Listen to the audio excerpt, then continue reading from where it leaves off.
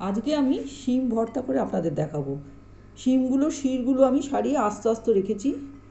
এখানে পেঁয়াজ কুচি রেখেছি, রসুন আস্ত রেখেছি, কাঁচা লঙ্কা রেখেছি। শিমগুলো আগে সেদ্ধ করে নেব। সেদ্ধ করে নিয়ে সেদ্ধ হয়ে গেলে এর সঙ্গে রসুন আর কাঁচা লঙ্কা পেস্ট করে নেব। তারপর আমি রান্নাটা করব। মিক্সারে আমি পেস্ট করে নিয়েছি শিমটা। এবার কড়াতে তেল দিয়ে দিয়েছি। এবার পেঁয়াজটা দেবো, পেঁয়াজ কুচি।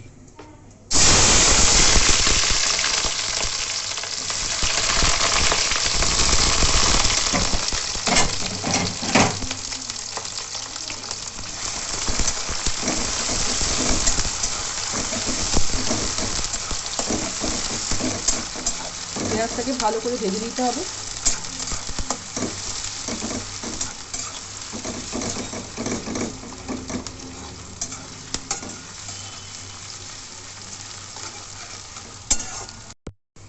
পেঁয়াজগুলো আমার সোনালি করে ভাজা হয়ে গেছে।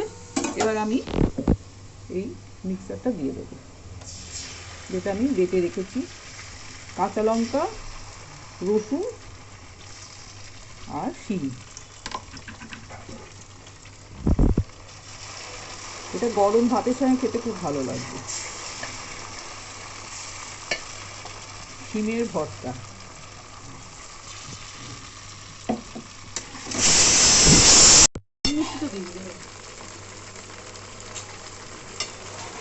পরিমাণ মতো নুন দিয়ে দিলাম।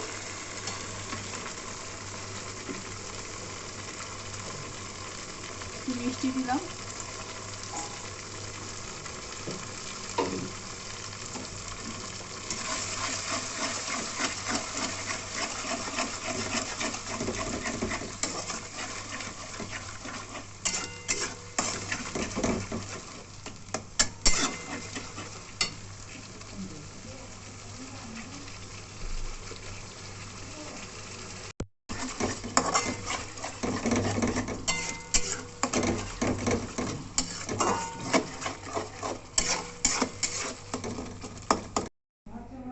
আমার শিমের ভর্তা হয়ে গেছে। আপনাদের ভালো লাগলে সাবস্ক্রাইব করে দেবেন, লাইক কমেন্ট দেবেন।